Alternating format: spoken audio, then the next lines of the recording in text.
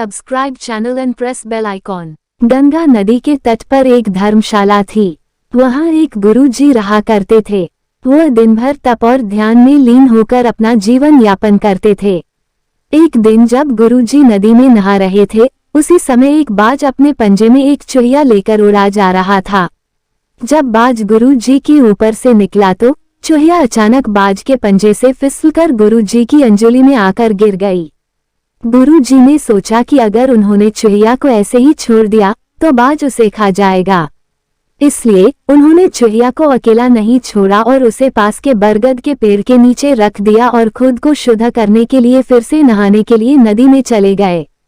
नहाने के बाद गुरुजी ने अपनी शक्तियों का इस्तेमाल करके चूहिया को एक छोटी लड़की में बदल दिया और अपने साथ आश्रम ले गए।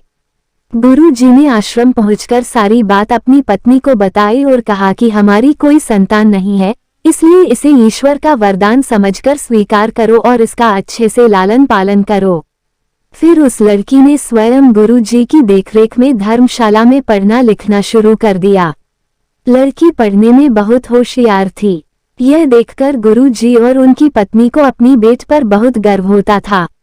एक दिन गुरुजी को उनकी पत्नी ने बताया कि उनकी लड़की विवाह योग्य हो गई है।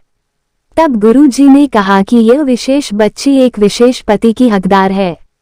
अगली सुबह अपनी शक्तियों का उपयोग करते हुए गुरुजी ने सूर्यदेव की प्रार्थना की और पूछा, हे सूर्यदेव, क्या आप मेरी बेटी के साथ विवाह करेंगे?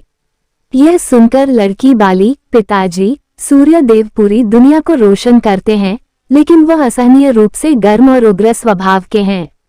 मैं उनसे शादी नहीं कर सकती। कृपया मेरे लिए एक बेहतर पति की तलाश करें। गुरुजी ने आश्चर्य से पूछा, सूर्यदेव से बेहतर कौन हो सकता है? इस पर सूर्यदेव ने सलाह दी, आप बादलों के राजा से बात कर सकते हैं। वह मुझसे बेहतर हैं, क्योंकि वह मुझे और मेरे प्रकाश को ढक सकते हैं।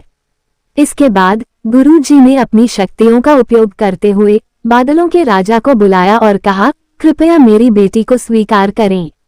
मैं चाहता हूं कि अगर बेटी की स्वीकृति हो तो आप उससे शादी करें। इस पर बेटी ने कहा, पिताजी, बादलों का राजा काला, गीला और बहुत ठंडा होता है।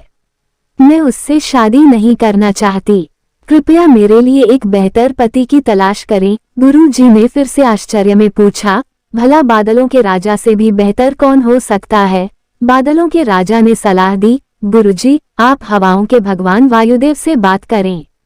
वह मुझसे बेहतर हैं, क्योंकि वह मुझे कहीं भी उड़ा कर ले जा सकते हैं। इसके बाद गुरुजी ने फिर से अपनी शक्तियों का उपयोग करते हुए वायुदेव को बुलाया और कहा, कृपया मेरी बेटी के साथ विवाह स्वीकार करें, अगर वह आपको चुनती है तो।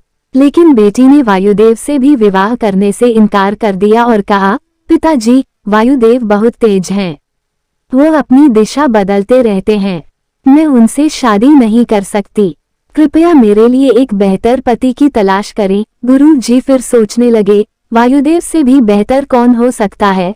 इस पर वायुदेव ने सलाह दी, आप पहाड़ों के राजा से इस विषय में बात कर सकते हैं।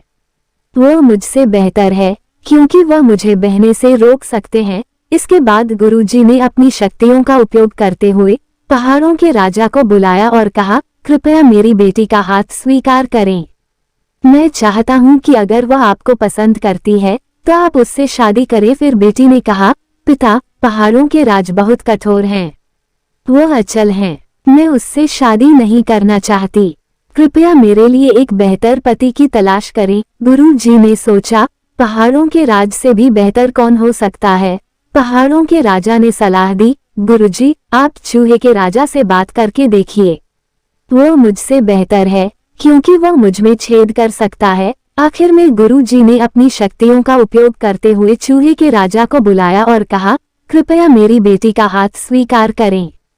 मैं चाहता हूं कि आप उससे शादी करें, अगर वह आपसे शादी करना चाहे। जब बेटी चूहे के राजा से मिली तो वह खुश होकर शादी के लिए राजी हो गई। गुरु ने अपनी बेटी को एक सुंदर चूहिया के रूप में वापस बदल दिया। इस प्रकार गुरुजी की बेटी चूहिया का स्वयंवर संपन्न हुआ। कहानी से सीख, जो जन्म से जैसा होता है उसका स्वभाव कभी नहीं बदल सकता। Please subscribe channel and press bell icon.